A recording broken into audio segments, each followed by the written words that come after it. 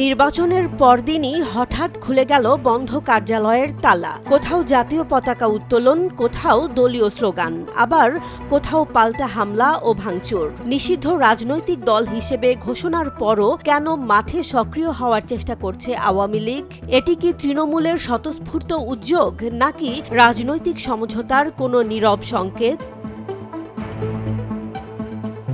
2024 সালের আগস্টে অন্তর্বর্তী সরকারের সিদ্ধান্তে আওয়ামী লীগের রাজনৈতিক কর্মকাণ্ড নিষিদ্ধ করা হয়। পরে 2025 সালের মে মাসে দলটির অঙ্গ ও সহযোগী সংগঠনগুলোকেও নিষিদ্ধ ঘোষণা করা হয়। ফলে তারা এবারের জাতীয় নির্বাচনে অংশ নিতে পারেনি। কিন্তু নির্বাচনের পরপরই ঢাকা সহ দেশের বিভিন্ন জেলা ও উপজেলায় দলীয় কার্যালয় খুলে প্রবেশ বা প্রবেশের চেষ্টা করার খবর সামনে আসে। সবচেয়ে আলোচিত ঘটনা ঘটে পঞ্চগড়ে, যেখানে স্থানীয় এক বিএনপি নেতার উপস্থিতিতে আওয়ামী লীগের একটি ইউনিয়ন কার্যালয়ের তালা খোলার ভিডিও সামাজিক যোগাযোগ মাধ্যমে ছড়িয়ে পড়ে। বিষয়টি ঘিরে তৈরি হয় নানা প্রশ্ন। এটি কি স্থানীয় সমঝোতার ফল, নাকি ভুল বোঝাবুঝি? সংশ্লিষ্ট বিএনপি নেতা পরে দাবি করেন তিনি জানতেন না সেটি আওয়ামী লীগের কার্যালয়।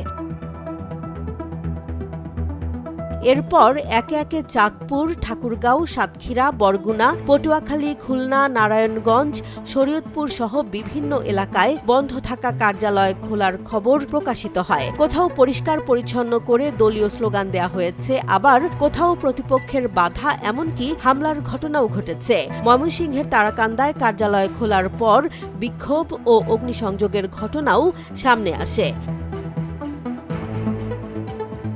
আত্মগোপনে থাকা দলের কেন্দ্রীয় যুগ্ম সাধারণ সম্পাদক আ.ফ.ম. বাহাউদ্দিন নাসিমের বক্তব্য, দলীয় কার্যালয় নিষিদ্ধ বা বাজেয়াপ্ত করা হয়নি, তাই কর্মী সমর্থকদের সেখানে যাওয়া স্বাভাবিক রাজনৈতিক অধিকার। তার দাবি এতে কোনো কেন্দ্রীয় নির্দেশনা বা সমঝোতার বিষয় নেই, বরং অন্তর্বর্তী সরকারের বিদায়ের পর স্বাভাবিক রাজনৈতিক পরিস্থিতির প্রত্যাশা থেকেই তৃণমূল কর্মীরা কার্যালয়ে যাচ্ছেন।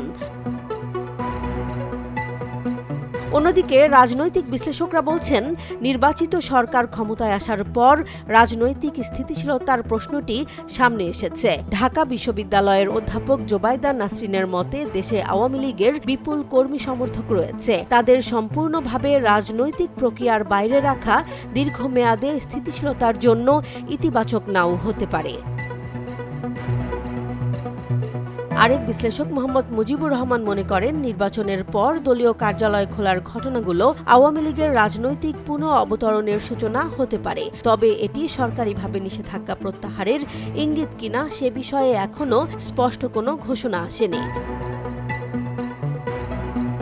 রাজনৈতিক বাস্তবতা হল, নিষিদ্ধ ঘোষণার পরও একটি বড় রাজনৈতিক শক্তি পুরোপুরি নিষ্ক্রিয় থাকেনি। মাঠ পর্যায়ে কার্যালয় খোলার এই তৎপরতা হয়তো বার্তা দিচ্ছে দলটি সাংগঠনিকভাবে টিকে আছে এবং সুযোগ পেলে আনুষ্ঠানিকভাবে রাজনীতিতে ফিরতে প্রস্তুত। তবে সমঝোতা নাকি স্বতঃস্ফূর্ত কর্মী উদ্যোগ, এই প্রশ্নের স্পষ্ট উত্তর এখনো মেলেনি।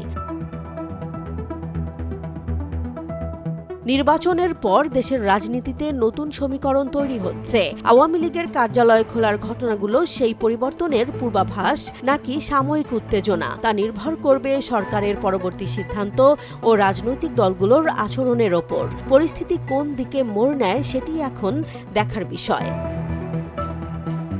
জেসমিন জাহান, নিউজ ডেস্ক, জনবাণী।